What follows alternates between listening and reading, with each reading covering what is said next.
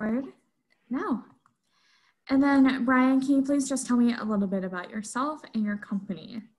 Sure. I'm Brian Larwig with Trimble, specifically Trimble MAPS. So I head up our strategy division of Trimble MAPS.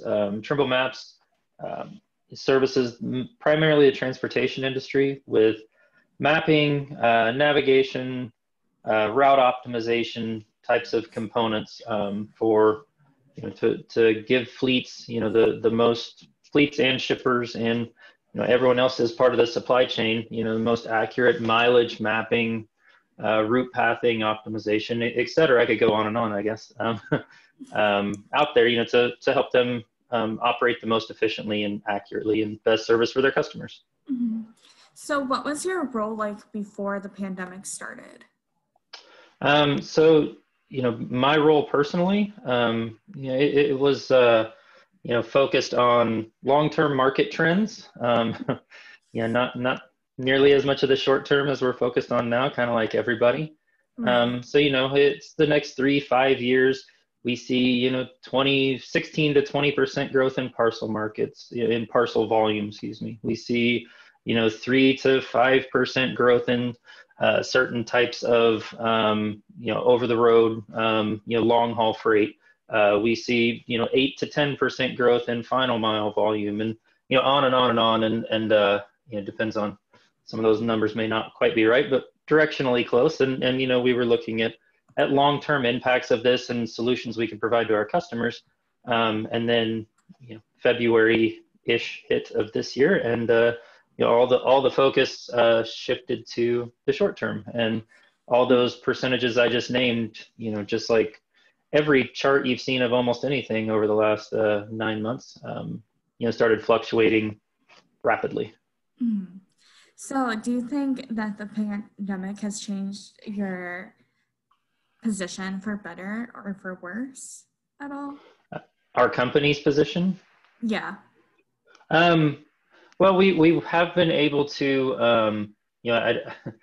I'd hate to say anything made anything better out of it, but we have been able to help in ways and provide solutions in some ways that I think is helpful to our industry and helpful to our business. We worked with some different, or really all carriers out there to help. We specialize in maps and things on a map and places on a map and distances between things on a map. And in these times, especially earlier in the year where a lot of drivers weren't really sure where they could stop, what was open, what was not open, that's become a little bit more well known now. But before that was, we provided a safe haven app and website that just used crowdsourced information to try to show, hey, this truck stop is open and the restaurant's not open, but they will bring food out to your truck if you call this number, type of information to try to help drivers, get across the country or across their region or area safely and with the amenities they need to be successful and be happy and healthy in their jobs. In addition, I could go on. Go ahead. Sorry. No, I can't even imagine what it would be like to be a driver during this time and not know when you could stop at all, when that was such Right. a huge deal. Just a huge Right. Yeah, back in March, April, May area, especially, it was really dicey as to what was open and what wasn't. Over time, more things opened, and then two, I think we as a community, as an industry, got used to types of places that would be open and types of places that wouldn't be, and the rules and regulations around it. It's still a challenge, obviously. We still have our Safe Haven app up and working, and there's still crowdsourced information in it, but it was particularly helpful earlier in the year when it was a real unknown. How many people were utilizing that? There are community of thousands of drivers. I know we're all involved. I don't know the exact number, unfortunately, but I would presume, it's any of those who had access to a Trimble Maps mapping component, like our navigation apps or or our driver management apps or any of those pieces would all be involved. So but yeah, apologies. I don't know an exact number, but thousands of drivers, a high number, I guess. No, no, that's fine. But how do you think the supply chain will change because of the COVID-19 pandemic?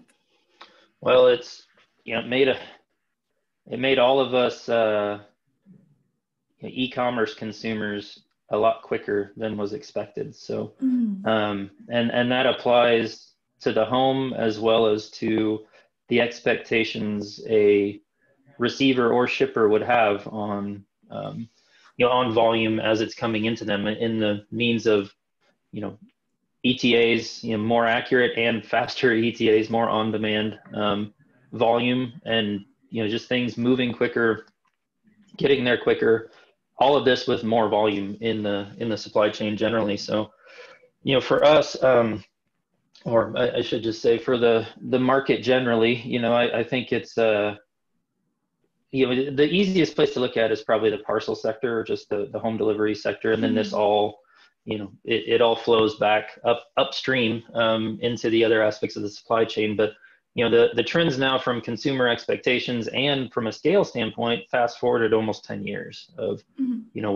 with a fast growth area already of where we expected volumes to be, and then where we expected consumer expectations to be as far as same day, 2 day, 3 day delivery, and then the amount of visibility and interaction you are going to be able to have with that shipment on the way, being able to say your most preferred delivery points and Right. when and where you could meet a driver or a truck or a shipment at that point. And these types of expectations that are becoming more and more normal every day as we keep going, and that's driving its way all the way up the supply chain, right? I mean, there was, in addition to volume moving faster, there was also more held volume than ever before, to balance out networks and to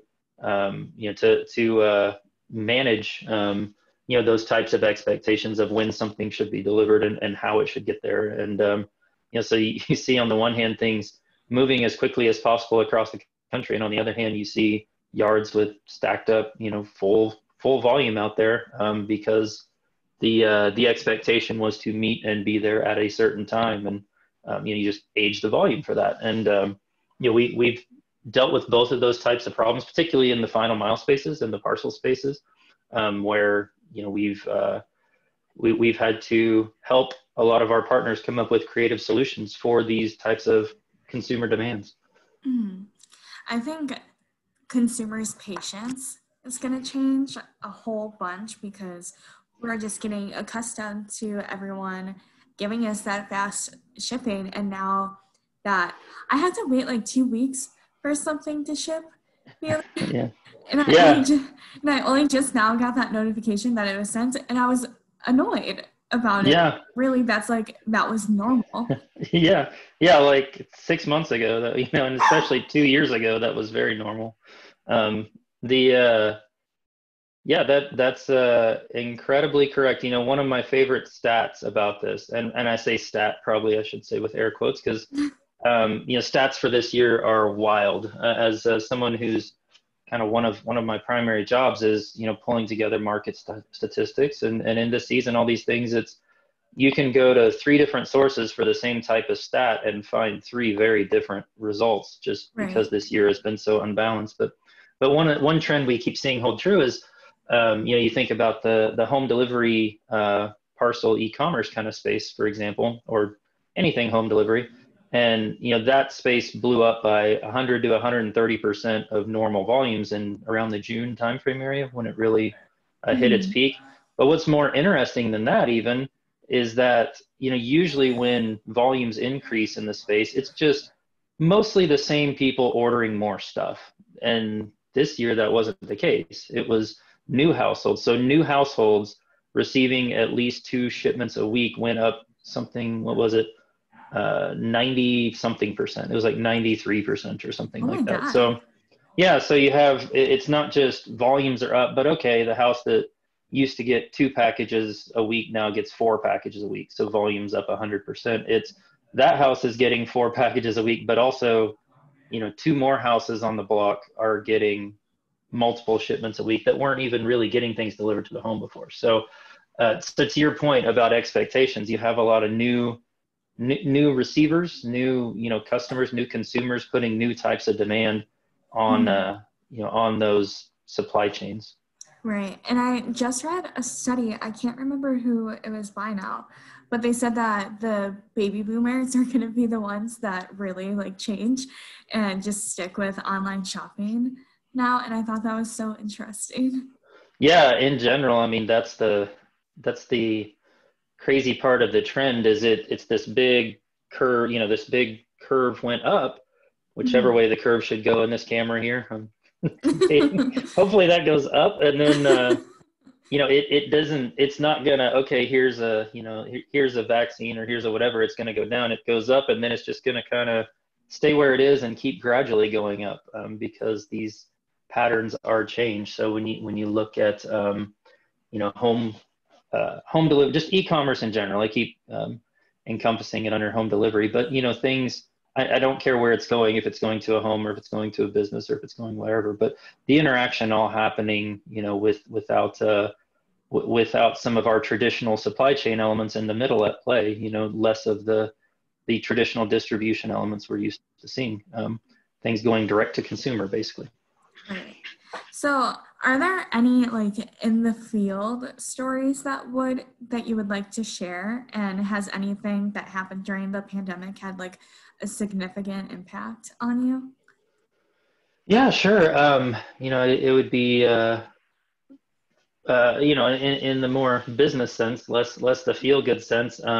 We worked with a number of our, one thing that also changed a lot, especially early in this, but this is still the case, is a lot of volume and freight that was destined for what normally would have gone to retail outlets was going to either grocery stores, potentially, I'm blanking on the word, the places that are necessary to stay open, the essential.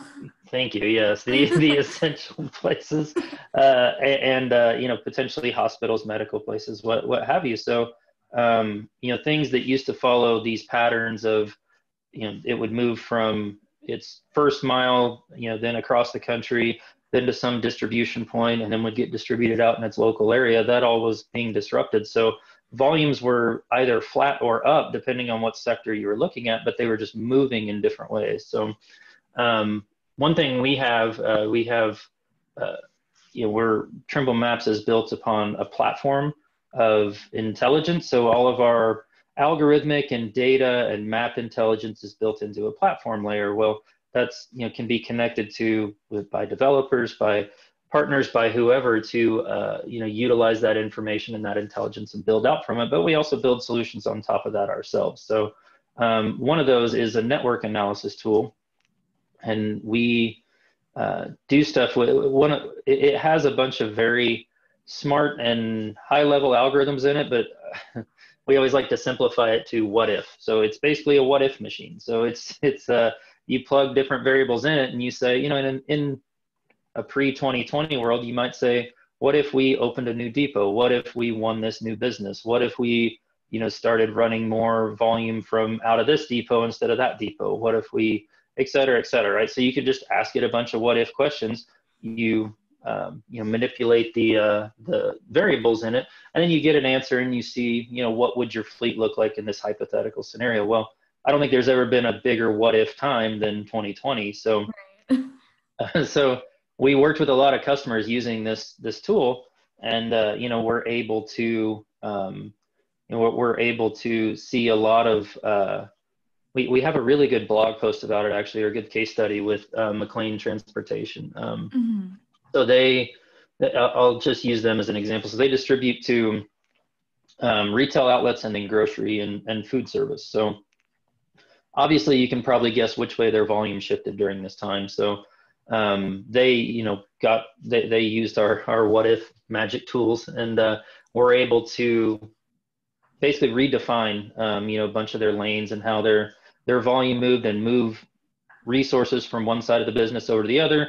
They were able to model all this before just doing it, so they could see what impact it was going to have on everything. So, there's plenty of tools, ours included, that, work really well in the real time, real world. Like, I've got this load out here, I need something to do with it.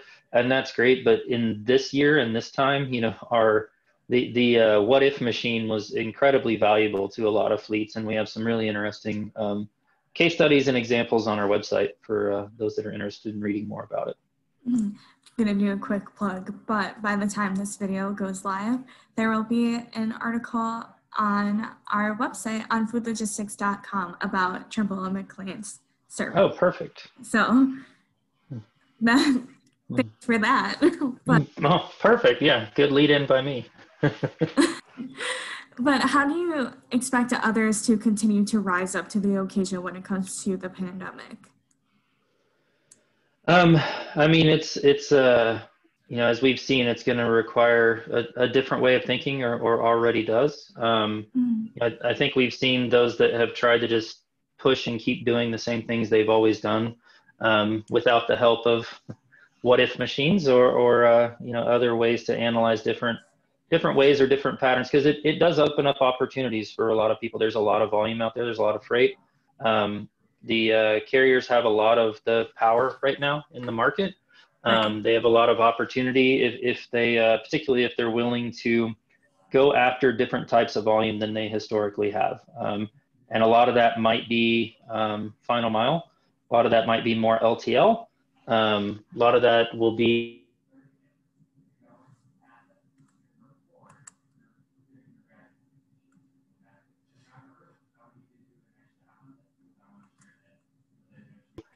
that word new normal. Are you still hearing me? I just got a message, my internet connections. You did cut out. Okay, sorry. That's okay. You're here. I don't know where I need to go back to, but new normal, I guess. Yeah. So new normal. And now I lost my train of thought a little bit, but it will be. There's the primary point is, and I wish I could draw this better with my hand than with my hand, but the escalation of these new types of freight movements, and I feel like I've said them enough. I don't have to necessarily repeat them, but home delivery, parcel, e-commerce, grocery, less retail, etc.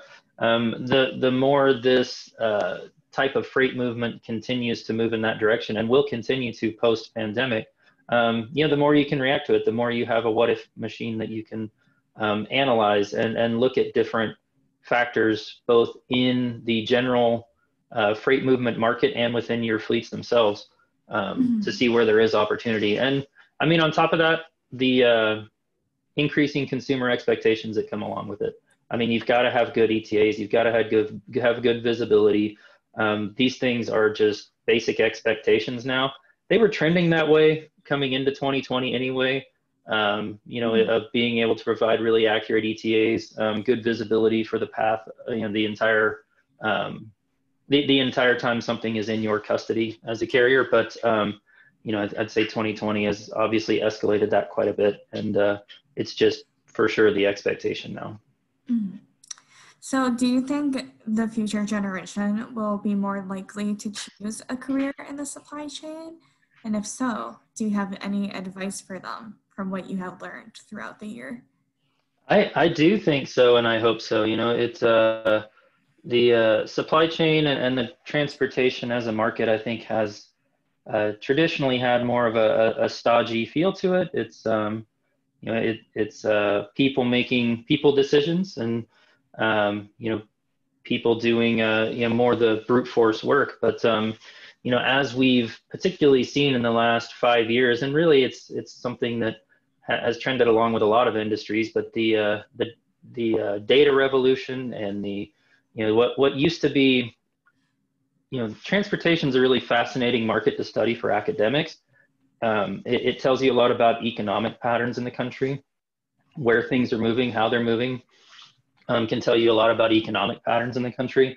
And in addition, if you're on the transportation, the supply chain side of that, optimizing that is a really interesting puzzle to solve. You have lots of dots and there's a lot of academic puzzles based very much on it. So When I say new generation, I'm assuming, much more tech savvy, much more interested in, the digital revolution of things, and the appeal to the next generation of workers. It's something I learned when I came into this market now a long time ago, almost 20 years ago. But when I You first can came never in, I tell. thought, yeah, when I first came in, I thought it was, drivers taking things places. How hard is it? You put stuff in a truck, you take it somewhere. And then very early on in my career, got exposed to the algorithms behind it all that decided, here's a bunch of dots on a map and here's a bunch of moving parts, and let's try to connect this all and let's figure out how these all can, end up in the right place at the right time. And when you really start studying that, you go, oh, wow, this is really, really an interesting puzzle to solve. And, the further we keep going now this many years later, now the data revolution of the last 5 or so years, so much, every truck and down to almost every shipment has an IoT device attached to it. You see where these little dots are on the road at all times. You have, it can become very gamified. It can be almost playing a video game. It's trying to figure out best patterns and best paths and how to get things where they need to be. You've got a lot of stuff that all needs to get to certain places by certain times, and I find that incredibly interesting, and I would think the next generation of workers would as well. I completely agree with you. So, Brian, the point of our Unsung Heroes platform or our project is to honor people like you who have worked so diligently behind the scenes for the last year, basically. And you have made our lives safer. You have made truckers safer in the process. So, and I know that we're running short on time, so this is going to be my last question for you. In your opinion, what does it mean to you to be considered an unsung hero or even Oh. frontliner? Yeah, well, that's yeah, hard to hard to 100% agree with, but I do like the sentiment, and but I'll be humble about it. But no, that's incredibly meaningful, and I do think us as a company, Trimble and Trimble Maps, that was something that was really inspiring to me when somewhere in the January, February timeframe, when we saw some of these events happening and these things coming. One of the first things we did was look for things like these, opportunities for where we could help.